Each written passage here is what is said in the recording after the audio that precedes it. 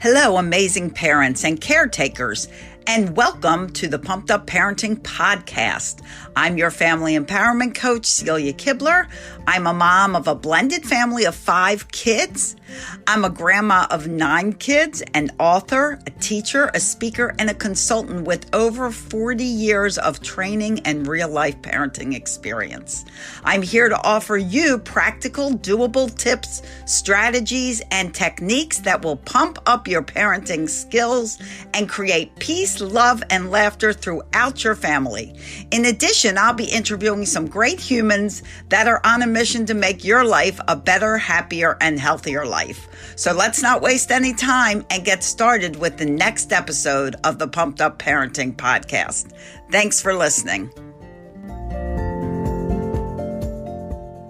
Before Dr. Matthew comes on and starts his discussion, which you're going to love, I want to tell you who this man is.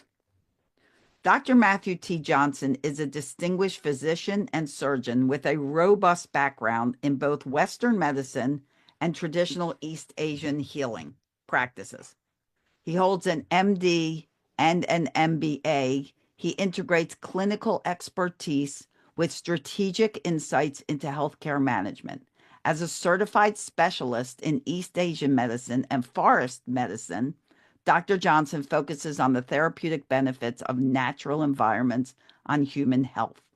His recent work includes a systematic review and meta-analysis of current forest bathing practices, research, efficacy, and funding in the USA, which he presented at the International Society of Nature and Forest Medicine Symposium in Tokyo. Today's talk with Dr. Matthew Johnson is the calming health effects of forest bathing with practical examples and demonstration. Dr. Matthew Johnson, welcome to the Day of Calm Summit for another year and his support. He's amazing. We love him. It's always a pleasure to be here with you, Celia, and thank you. We always begin in FMU, we begin with gratitudes, and my first gratitude is that International Day of Calm exists. And it's always, I've had, just in this morning alone, I'm learning the whole time here. I wanted to start with gratitude that we are all on the same page. There's not been one speaker so far that I haven't engaged with in some way. I want to give a shout out to Sam, if that's allowed. Absolutely. Boy, Sam, shout out to anyone. As someone who's worked with patients who identify as neurodiverse, I want to echo something that Sam said that was so powerful. Do not tell someone else what they are. Don't tell someone else they are a disease, and you don't tell them what their disorder is. Bravo to you for being autonomous, and we should all try to give autonomy to people on the spectrum. A little extra time to Sam because he deserves it. Absolutely. Gratitude is what we start with, and I'm going to show gratitude that this is a 2-part presentation, which means I don't get to do the funnest part. That goes to my colleagues. Visiting faculty of FMU, Kevin Fairbanks, was an ecotherapy student at Pacific University, and in his own right, a naturalist of which you'll look forward to learn about, Native American and land-based stewardship, of which he is an expert. With him also is our certified forest therapy guide, Sarah Abu-Absi. The 2 of them will be doing part 2 on day 3, which is the funnest part, where they're actually going to be doing forest bathing and demonstrating things that we hope. First, mindset. Notice I said not actions. That's and activity. Everyone at home, Celia, including kids, can start making their own Shinrin-yoku dojo with their own little green space where they can give themselves their own little forest therapy environment. So look forward to seeing them on Saturday. I believe you'll tell them the time later on. My job now is I'm the scientist. My job is to explain the science behind it and try to make an argument that this is healthcare, and that this is calm, and that this is a major way that you can get it. It rained pretty heavily here in the Great Lakes area yesterday, so I would be sitting out in the Indiana Dunes National Park, Mount Baldy, under a tree. I'll have to do that for you next time. Well, today I'll be the egghead explaining the science, and on Saturday, I hope you'll return, say tomorrow and Saturday, but definitely check out Kevin and Sarah. I am the Northwest Regional Director of Forest and Nature Medicine University, which is based in Tokyo. Brand new organization has just opened up. I was brought on after I finished my fellowship in forest medicine. And our motto is attitude, intent, and action. In every part of our services, and our services are auditing, credentialing, quality, and research for forest bathing in the United States. We're setting standards. We are working with state professional departments on licensure and with federal departments, particularly the Centers for Medicare and Medicaid Services, on getting forest therapy, ecotherapy, and Shinrin-yoku medical treatments covered by insurance. That more people will be able to get access to this nature-based calming mechanism. That's who we are. We're not here to sell you anything. You will not find our website because we don't engage the public. Our job, we monitor, audit, and give support, resources, grant, and guidance to forest therapy training centers, and we help physicians collaborate with forest therapy guides so that their patients get exposed to nature instead of just the use of white benzodiazepines. That's who we are.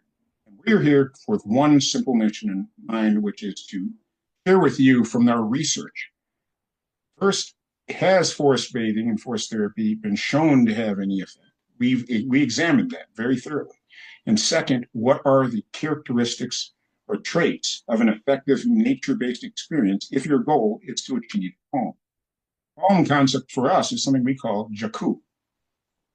Jaku, or the Jaku triad of three necessary elements for any effective process, we think, but we have evidence to show that forest bathing methods and nature bathing methods result in the best outcomes when they include a mindset of the participant and the guide or therapist of gratitude, compassion, and sacrifice. Jaku itself is a Japanese word that the Japanese it's a concept that the Japanese didn't invent, but it is accumulation of silent calm and silent abiding principles throughout East Asian medicine, which we'll talk about. Before we begin, I need to give disclaimers, as this is I'm presenting things that are in peer-reviewed science. This is not necessarily in any way reflecting the advice of the International Day of Calm, FNMU, or any of its participants or faculty, nor of our highly respected training center in Japan, where all FNMU members are members of the International Society of Nature and Forest Medicine. I must give a disclaimer, we don't represent INFOM, but we love them. If you want to find out more about evidence-based nature healing, that's the starting point until we get American Board of Family and Forest-based medicine going. That's who we are and who we answer to, and what you shouldn't take from us is that this is advice. If you have medical problems, go talk to a certified and licensed clinician. Thoughts of harming yourself, seek it immediately. Forest medicine is not a substitution for medical care. We're trying to view it as an augmentation and a very effective one. If you do look into INFOM, I must give shouts out again to the president of INFOM, Michiko Imai, the Matterhorn lady. This lady climbed the mountain faster than me, jumped on the ledge like a beautiful mountain goat, and helped me up there when my legs were shaking. Held a stick over her head, over the mist, down into a waterfall, breathing in the air of the trees around us. The air, this is in Enohara Forest, in the top of a mountain outside of Tokyo. Dr. Michiko Imai is an orthopedic surgeon and a former Olympic mountain climber who set records as being the first women's team to climb the Matterhorn, and she's known as the Matterhorn lady. So I have to give her respect. There, you want to see a Wonder Woman, there's a Wonder Woman in real life. Climbs the mountain and shouts out, yoo-hoo, into the mist. Beautiful human being. Today, we're going to talk about the science, because that's what she taught me to do. Present the evidence, give examples and patient cases so you can see, does this work and how does it work? We're going to explain the concept of Shinrin-yoku Do and the Shinrin-yoku Dojo from the perspective of getting calm. The goal is to achieve who. calm, and silent abiding.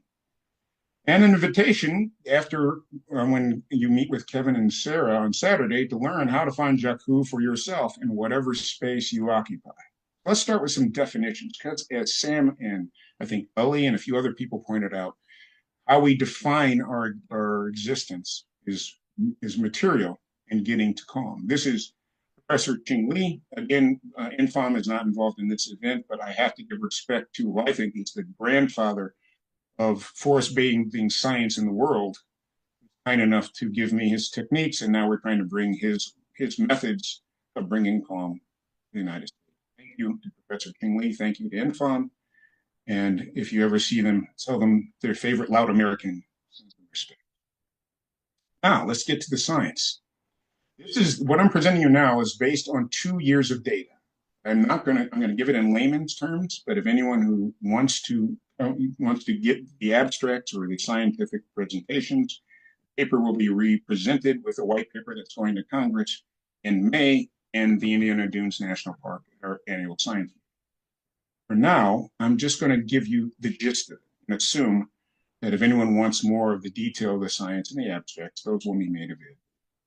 Here are the facts. This was a very large study. So those who aren't familiar with what makes research studies, allopathic medical studies, and things that are on Medline and PubMed, it's large numbers of patients, many, many different sources. It's not just one clinician who came up with the study or one researcher, and many, many different environments. So you have the biggest sample with the biggest scope and the biggest scale, in as many states as possible, as many kinds of people, ages, children like Celia deal with, adults and senior citizens like my mentor Scott deals with. And this is what we have here. We have 37,000 US patients data. We have 2 years that we collected in. This was the time of my fellowship thesis. And we have 42 US states, of which there are 8 separate researchers, each doing their own thing, independent, as long as they're following the Jakku EMI protocols, and 8 different forest bases. And these are in 8 different US states from Montana, North Dakota, Minnesota, Wisconsin, Iowa, Illinois, Indiana, Michigan, and Ohio. Sorry, I could only get to 8 states in 2 years. I did the best I could. So that's what we have for you. So if you want to answer your question, how full of it is this guy about his research, you tell me. For 2 years, we did pretty good. And if you want to know about quality, I'll explain that these are peer-reviewed articles that are only in Medline, PubMed, and 8 other health industry. Anyone in healthcare will be familiar with the standard. And we have 8 of the 10 most common health databases. Any data that exists had it, and we had 42 of our own studies. Case control studies, cohort studies, descriptive studies from all of those 8 different and 23 advanced practices. So all of that is the egghead talk to say this is a high quality study. And even that, I, who had 20 of those papers that I mentioned of FNMU in the past years, most prolific writer of the group, only 2 of mine made the cut. That's right. Mine were not enough quality. We'll get to that in a minute. We set quality standards about research, about practice. Definition. Jakku is a concept. And let's briefly talk about that. And Jakku is a concept of silent calm. But calm we define as setting a set of conditions, a choice chosen by the subject, you, whoever you are at home. It is a choice by which conditions you will define as acceptable quality of life in the present moment. Calm are a set of conditions for an acceptable quality of life in the present moment. Here's some examples of what we mean by that. If you're going to define anything, you have to define it by what it is. So we asked all 37,000+ of those patients in the past 2 years in surveys of various kinds to define calm, and we used their definition, not ours. Theirs was defined by what it is not. Calm is the absence of blank. And these were the most common responses. Isn't it interesting, Celia? Oh, by the way, Celia, you can jump in and banter. Mental agitation, confusion, fear, sadness, anger, and of course, they came in various forms. Physical discomfort wasn't number one. Physical discomfort was like number 4 or 5 on the list. Pain, old age, sickness, death, those all come in here. And And that's what I spiritual say calm is distress, the absence of. Calm is what it's yes, not. calm is what it's not. That is what Right. was concluded from the nominal, the normative and nominal study was calm was defined by the participants by being free of anger, free of sadness, free of fear. And that is the premise we've used for the entire study is we're looking at this as a setting of conditions which we can tolerate in the moment. And that gives you power. If you are a victim, as I think it was Ali said before, if you choose to be the victim, then you've given the control over someone. You control your own calm. And Jaku, which is still silent abiding, can be found anywhere. It is a state of being, not an object to be found. Jaku is experiential identity. Experiential identity means I am whatever I'm experiencing. I'm not a human being. I'm not this body. Now, I'm part of that. That's part of me. But if much more than that, I am sitting with you talking about force bathing. So at the moment, I've let go of I. There is no I. There's the experience. That's Jaku. When you get to the point of dropping the I, the we, the you, especially the me, then you're in a state of Jaku and you can get a better experience. I am not in pain. This is the experience of pain. I'm not angry. This is the experience of anger. I am not agitated, anxious, panicking. This is the experience of those things, and any experience definite is impermanent. Therefore, anything with Jaku, with a Jaku mindset. Remember, Jaku is a mindset. With a Jaku mindset, calm can be achieved in almost any circumstance. What are you willing to put up with? What is your definition of calm? You can make your own. No one else tells you. For example, this is the truth right now. I am a little nervous because I'm an egghead scientist, not a speaker. So I have mental agitation. A little bit. My mind is moving when I don't want it to. Although it is clear, I don't have any specific things that I'm worried or thinking about. So I wouldn't say I'm anxious, but I'm saying I have a bit of ennui. Okay. So let's say I'm a little red in mental agitation. This is, by the way, spoiler alert, one of the most important after gratitude, self-reflection, knowing what you have before you go looking for something. That's what we're doing right now. This is part of Shinrin Yokodo. My mind is clear, so I'm going to hold on to that as a plus. If you have something that's okay, it's a give a gratitude for it. Remember gratitude. Hey, I'm a little agitated right now. I'm a little afraid. I'm not a public speaker, and I'm out here with Wu Fancy, silly Kibler. She's famous. I'm a little afraid right now. I am. It's true. But I'm happy because Celia is awesome, and I'm learning a lot of stuff today. And I'm compassionate when I learn about these kids that we could help, and all the people in the story about all the stories, Sam and Ellie. I'm a little pain. I'm going to be honest with you. My butt's hurting right now. You didn't want to know that. But you know what? The fact that I'm so spiritually fulfilled from being here, I think I can live it. Yes, Celia, I think I can say I have a little Jaku, even though my butt hurts. I'm afraid and I'm agitated. See where I'm getting with this? I could say this is intolerable. I'm in pain right now, but I choose to instead say, you know what? Yeah, that hurts. Yeah, I'm afraid. Yeah, I'm agitated. But you know what? It's kind of cool. All this other stuff. So, yeah, cool. The beauty is we have a choice. You Oh, can see? choose your own Look, your conditions. next like I read your next I Yeah. predicted Thank your you. next That slide. means it worked. You can choose your own conditions for calm. I choose to be calm when I'm in pain. Sometimes I cannot. In about 10 minutes, I'm going to have to change position because this body does not do a double once. But everything else is cool. Let's get back to the science. And the science says that those are the things that matter most. Calm works best when it's subjective, when it's experiential, when it's not something for you to buy, when it's not a transaction. I'll pay $25 for a calm experience. Then you're setting condition that I'm going to get calm for money, not I'm going to get calm and I'm going to define it. So that's what we call calm when we go forward. When you see the results of the study, we'll see what we mean. And the evidence shows that that's the best definition. calm. And when you view calm in your practices of forest bathing as as finding mindsets of acceptance of Jaku and silence, then you will have more success. Definitions of forest bathing, very, very vague. Anyone can say they're forest bathing. Anything from going out in the woods and feeling good to what we really think is a reflection of Eastern nature-based practices such as Shinrin Yoku. There is no one legal term, and that's the problem. There are people who are claiming to own forest bathing. A lot of people. We're calling it intellectual property, and we're making, and so there's a lot of, this is we need clarity. And that's what FNU is here to work on. It's a non-specific term for a wide variety of nature-based mindfulness practices, none of whom have any organized standards in the United States. Again, new sheriff in town, that's what we're working on. Regulated in most of the West, except Canada. You know who does it really well, like they do everything else well? Canada. Canada's got forest bathing down to a science.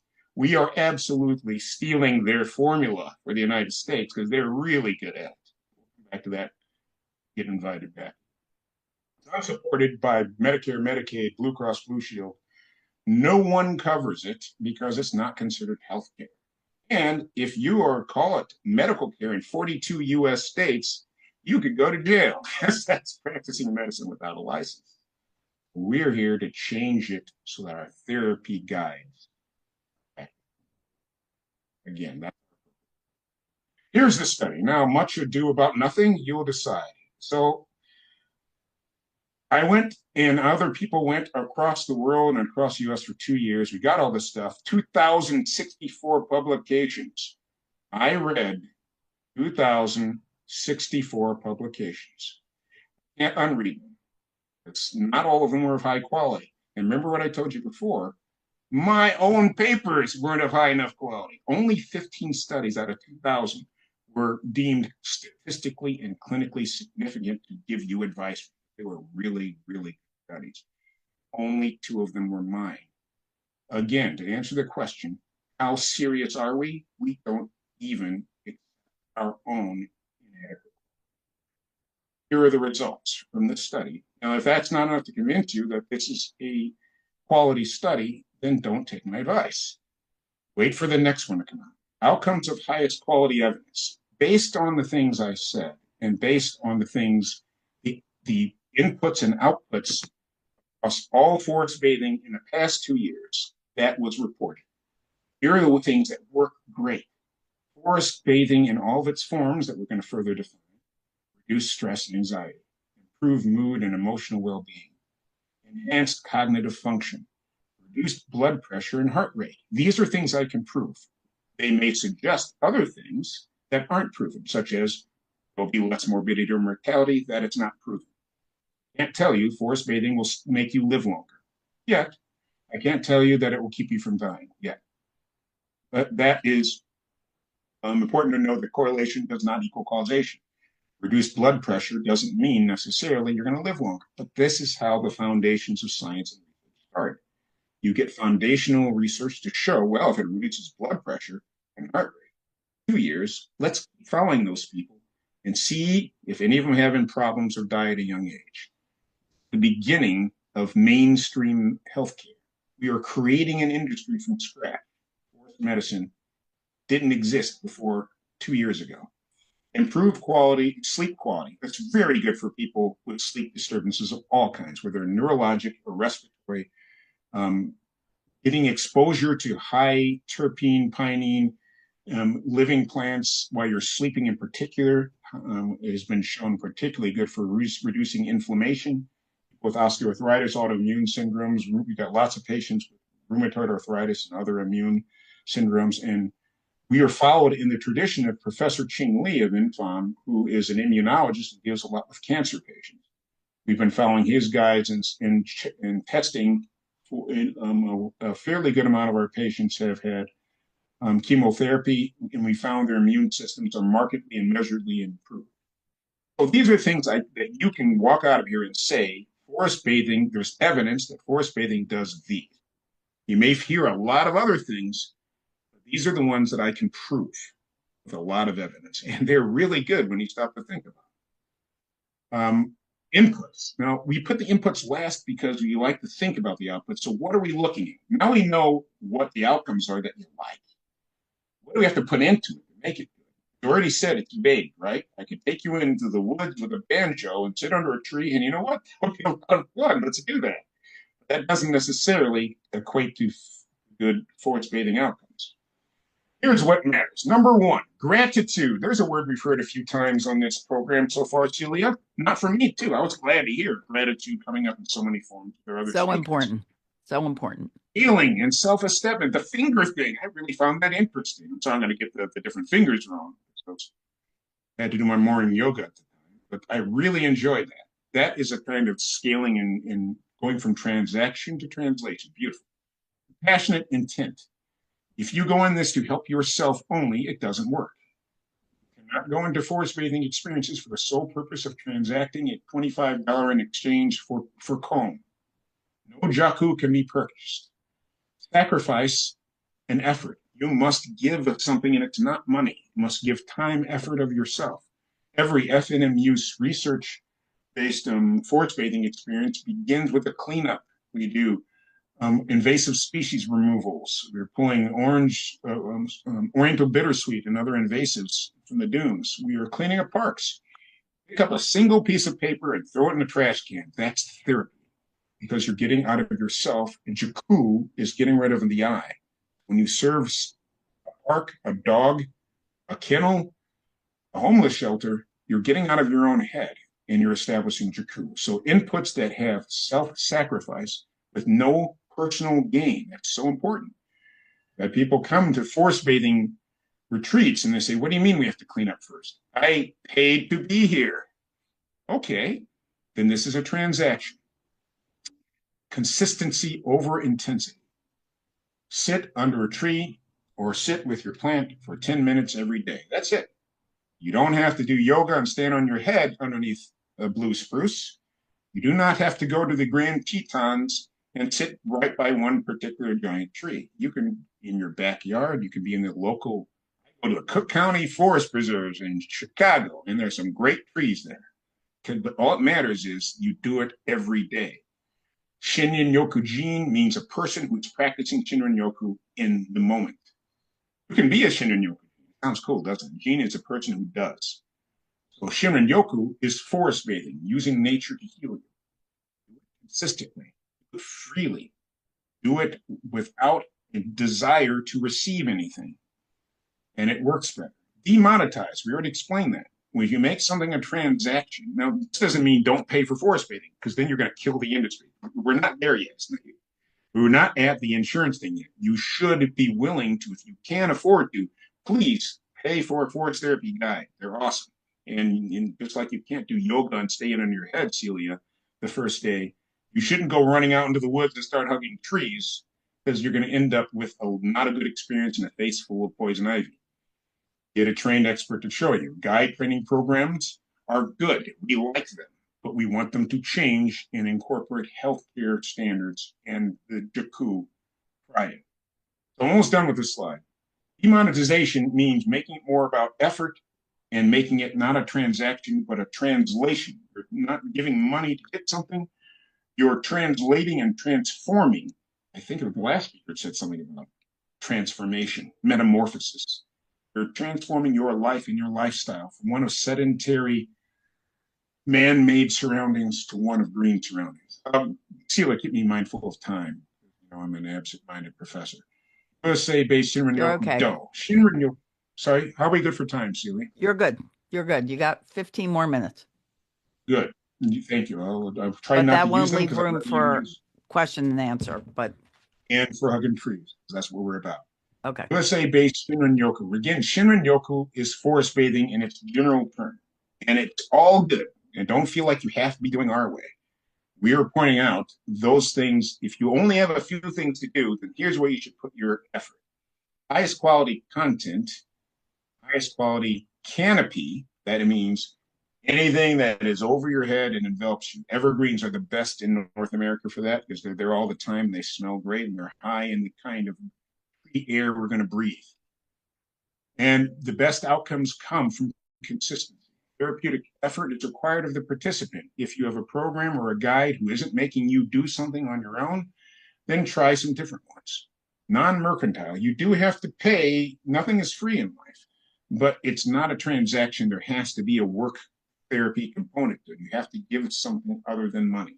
If it's a program that has you have a fee, because everything costs money until we can make it insurance covered, please do pay for a therapy guide and make sure that they make you do some work to help the experience be better. Success is tied to selflessness in these processes. That's what we've learned so far. The best Shinrin-yoku practices are Shinrin-yoku Do. The Do part is the same origin of the word Dao, and it means a way or practice. It's not a thing to attain. It's not something you can buy. And you are a Shinrin-yoku Jin when you are doing it. You are a practitioner of Shinrin-yoku every single time you do it. That's what's so beautiful about it. Sit by your tree. Sit by your plant, like my beautiful Zizi here.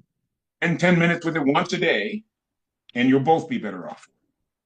Forest bathing safety. I'm not going to, in the interest of time, I'm going to defer the safety things to our actual guides who are better at that than me. Sarah and Kevin will go through safety, but safety must be, before you start doing it, before you start bringing in plants into your green space, they'll cover the safety things. I'm going to skip past that for now. FNU Tokyo, reminding you again, whatever you do, gratitude, compassion, selfless effort is the key to it. Calm requires green. Let's get to the green thing. Here's the biggest thing in the evidence so far. The easiest thing you can do is keep living green space around you in order to get calm, get chaku. Green requires gratitude, as we said. This is one of our forest bathing bases in the dune. This was, by the way, this was a motel off of a Route 66 type highway in the Indiana Dunes State National Park area. And the owners of it had turned it into a meditation grove with all native species. We were there for 2 years doing research on forest bathing in those environments. Shout out to my lovely friends in the dunes. You ever get a chance, go to the Indiana Dunes National Park. It's one of the most underrated national parks in America. Now I'm going to get into preparations for Saturday, where they're going to be talking about, sometimes we call them green games or individual activities. Examples of this are gratitude breathing, which I'm going to leave the actual preparation for that to them in the interest of time. But I want to talk about keeping green on your screen and developing a green space. Green is the color of calm. It is in neuropsychiatry well documented that simple exposure to natural light reflected on chlorophyll containing natural green living plants are very highly, and all of the senses, sight, smell, as close to taste as you can, and touch, all augment the experiences of healing. The evidence shows clearly that scope and scale of sensory exposure to sight, smell, and touch, the evidence only got that far. We aren't really eating a lot of things yet in our research. We'll get there eventually. We have evidence that scope and scale of sensory exposure, sight, smell, and touch, and the color green and all things living green with it correlate with self-improved. In English, more green gets more calm. More green in your experiential space. Green that you see, green that you hear, there's a hearing, green that you can touch, and green that you can smell. Definitely that. Increased personal green space correlates to self-reported calm. And that was the strongest outcome of all. Of everything I said, and I already told you, I hope that it was a strong study. If you're not convinced it's a strong study, then you got to be convinced that much. How much green? Now, how much would define it? What do you mean by that? Well, we had them define it. And you can do it at home. Let's do a fun thing right now. It's fun for me. Wherever you are, how much green do you have? Remember, we said in your visual field, I'll give you an example. You can't see it, but outside, half of my visual field is this window, and there's a row of beautiful white pine trees. 2 red oaks that are not yet in leaf. Alive. It's blue sky. We actually allowed blue sky and clouds to count. That makes you happy. Other study. I've got 50% right now. It's rare, but I get it. I'm usually around 20 to 25. But the fact is, if you right now, I invite you to make a 360 turn. You have a swivel chair. Come back to your original position. Everyone, if you're willing to, I invite you to do that now. And the question is, how much green is around you right now, wherever you are? It doesn't have to be living green. It can be any kind of green, but the best green. I got about 25% normally. And if you start looking for that in your own life, then you can start incorporating living safe plants that don't kill your pets, outdoor your outdoor area to include plants that are native to the region. It increases your sense of calm and reduces disease and reduced fatal outcomes. That was Shogyaku, who's the only one who's shown fatal outcomes yet. That's how new these studies are. Green grass. Well, I'm going to say good. It's better than nothing. It's green and it's alive. Remember, we said gratitude. Putting out some fresh sod is not being kind to the environment. Because one other thing we are pushing for is native land stewardship, bringing back native species, and Kentucky bluegrass does nothing for the environment. So keep in mind as well that you have a responsibility as you bring in new green things. Don't bring in ornamental plants, but try to use native and local plants that may support native habitats for pollinators and decomposers, two things that human beings don't care about at all. Extremely important are pollinators and decomposers. You drop a cheeseburger on this lawn, it will sit there for a month. There's nothing there to eat it. We have a responsibility not only to create spaces for our own use, but spaces for birds and insects and root grubs and bacteria. That's right. I want you to care about bacteria because there ain't no decomposing bacteria on this Kentucky bluegrass. Anything you drop there, it's a desert, basically. Keep that in mind. Now, last round of gratitudes go into the concepts of mindfulness, inclusiveness in your nature-based practice. Can't exclude anyone from it, which is why we are fighting to get insurance companies to cover forest bathing and to get forest therapy guides the ability to become therapists. Because that means everybody, not just those who can afford to pay for forest therapy, everyone will be able to experience. And if we teach you how to do it on our programming, then you can do it for yourself a little bit too. Check for yourself if you're calm, happy, safe, and free before you start any such attitude or any such event. And any of those things that you have, use them to fuel the things that you don't. Before you go out and take a pill or do anything else to get calm, find out if you can be happy with what you already have. Can you live? Is this Jaku for you right now? Sometimes it isn't. Sometimes I have to get calm and I can't be Jaku. Ask yourself, could I get by? Jaku is accepting the moment without rejecting. I'm not calm. Yeah, and it's true. But I'm happy. I'm happy for that. I'm grateful that you've made me happy today, Celia, and everyone at home. You've made me happy. I'm a little worried because I'm not good with public speaking. And my butt hurt. I already told you that. But and that's true. Otherwise I'm free to do whatever I want. You know what? I think I can live with this. I'm not going to bar the experience. I'm not going to jump up because my rear end hurts. And I'm not going to run and take a pill or a bottle because I'm not calm now. I'm instead going to use the happiness in my heart for being here with you and my freedom to express my Shinrin-yoku practices as compensation for my aching glutes.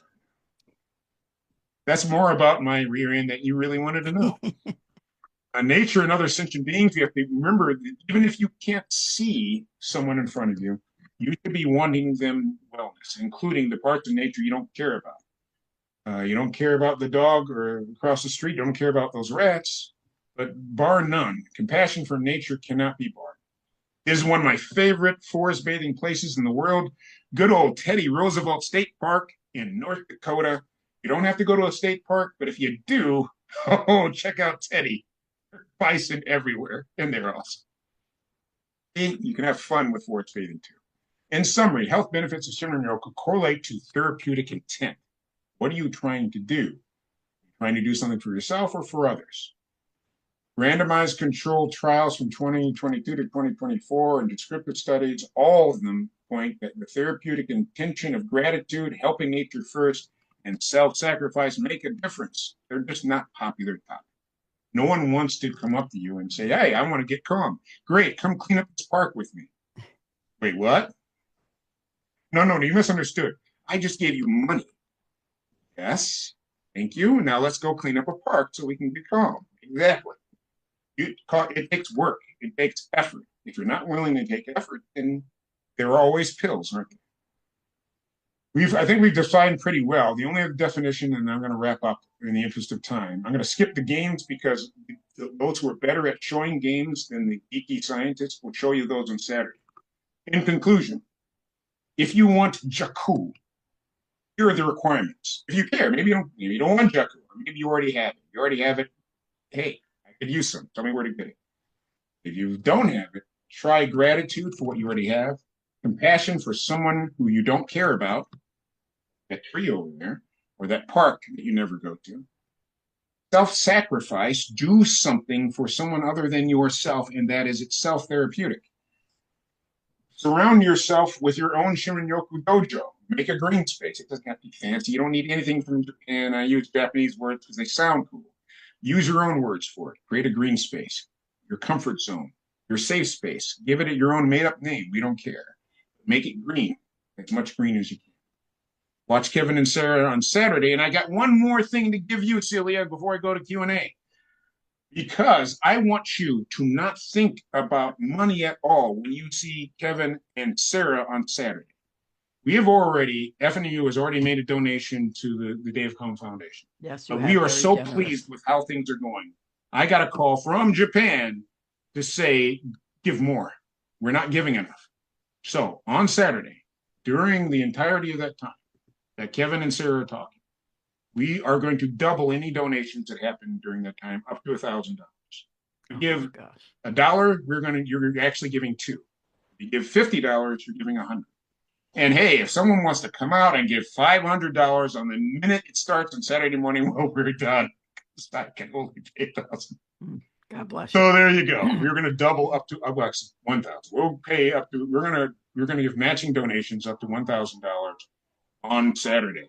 So if you don't have money, remember we said demonetization. If you don't have money to give, then on Saturday just enjoy the show. If you do, it's going to be double. Does that help you, Celia? Amazing. I'm so grateful. Speak of gratitude. We don't want you to buy anything from us. We're not selling a doggone thing. We're selling the concept of Jakku. If we sold it successfully, you're now empowered to go find it for yourself. If not, watch Kevin and Sarah. They'll sell it better than me. Here are some of the abstracts. I'm not going to read them all because they're boring papers. But I have to give respect to all the people. I did not create this concept. I did not create forest bathing. Jingli, Michiko Imai, and 1,000 other scientists have done most of it. I must give gratitude to the 8 other providers who helped me and researchers. I did not do this alone. And a final thanks again to you, in International Day of Cohn, Celia, Kibler, everyone, Nupam, Czar, everyone who helped us put this production together. And that's what I have. I'll leave you with the question I started with. You know, Jakku, it's not a question you answer to me. It's a question you look in the mirror and answer yourself. And if you don't know, no. Thank you, Matthew. Thank you so much. And I hope I come on screen with you on the palm. And hopefully I come on. I don't even know if I can do this myself. Oh, wait. Yes, I'm back. I can see you already. I think you are on. I am on now. Thank you so much. And thank you for your contribution that you've already given and your amazing donation to double up everyone else's donations. So super grateful for you guys. And up to $1,000. That's all we do. Up to $1,000. It's just wonderful. Wonderful. I can't thank you enough. So I wanted to ask you a few questions. I don't know if there's any questions in the stream. If you have questions, put them in.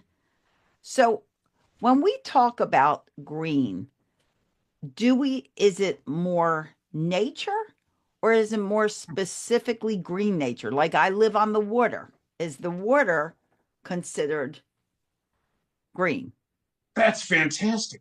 Basically, we're finding in translational sciences where we're looking at measures of sensation such as color, smell, taste, touch, and turning that into health responses, emotional responses. That's translation, part of translational science. We're finding that what we're basically, our brain is reverse engineering those things which are favorable. Think of a wild animal that's hungry. Is it going to go? What color will most likely be able to find food? Green, because wherever there's chlorophyll, there's growing life and there's food. Wherever a deer is looking for shelter, where does it run to? What color? Green, because foliage gives cover and protection.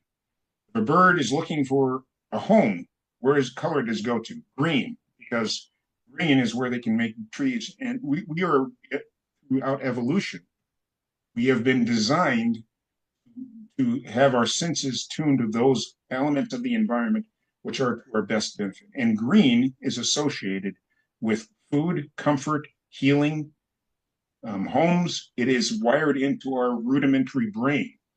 So any color green, but those colors green which most reflect natural color greens.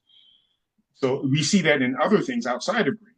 Aqua, for example. I'm glad you mentioned water. How could I forget? Yes, people love watching water because there's green in there. It's Green is incredibly one of calming. it's not, Common. it's very calming because it's of its motion Right. also, but it's also calming because it's because it has green and blue. And yes, for those who say, well, I find blue very calming, we just didn't study blue. But blue is probably is too. I just don't have the evidence. I got the evidence for green. It's better. It's a scope of efficacy from a digital screen with a background that's green, like I have right now, because it's better than other colors. If I put magenta on there, my brain is not soothed by magenta. Magenta is totally unnatural color. It doesn't exist in nature. But green does, and it reminds me of my reptile brain of comforting things. So the closer it is to natural looking green, like green on my screen doesn't do the same thing for my rudimentary reptile brain as beautiful Matilda here does, because her green, or your lake where you're sitting by, because those are microorganisms giving that green color. That's probably algae, which is alive and is a plant, by the way. I'm glad you pointed that out. So the more natural, the more effective. The more natural the light, the more effective. Does that make sense? Yes, absolutely.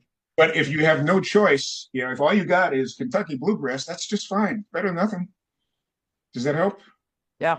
Yeah.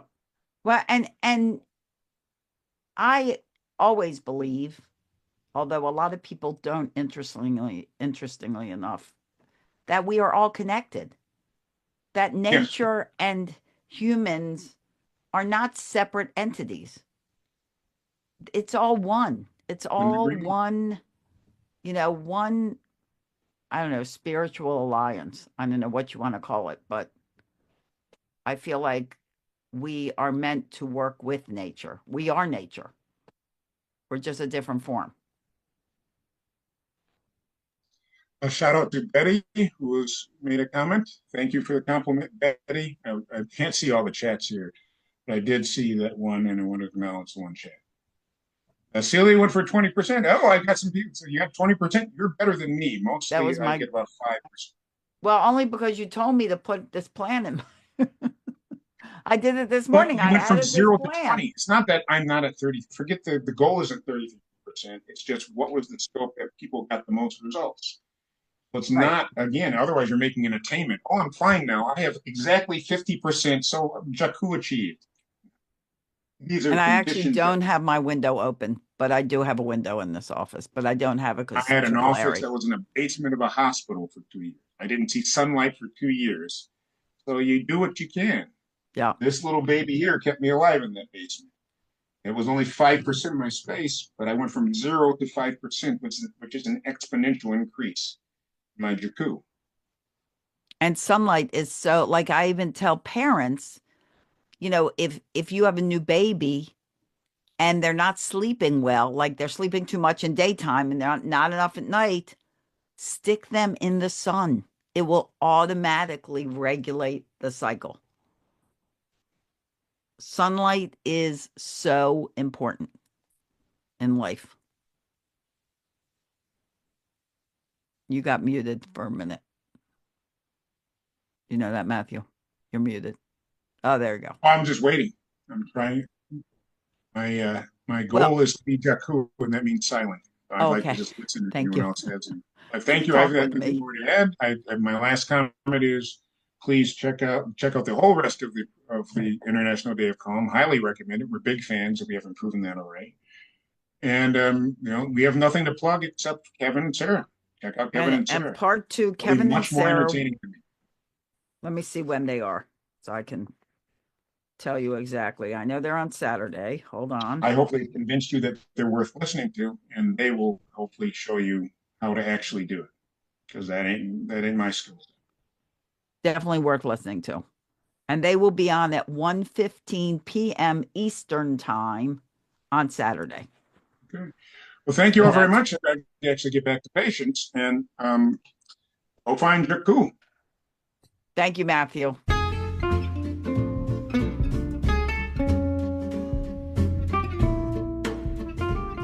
Thank you for listening to the Pumped Up Parenting Podcast.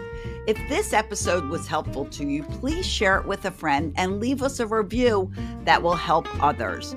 Wonder why kids don't come with a manual? Well, wonder no more, because I wrote you one, and it's just won a wonderful Mom's Choice Award.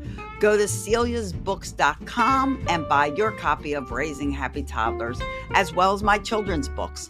I appreciate you being part of my mission to help 10 million parents stop yelling at their kids. Please be intentional and hug on those kids of yours. See you at the next episode.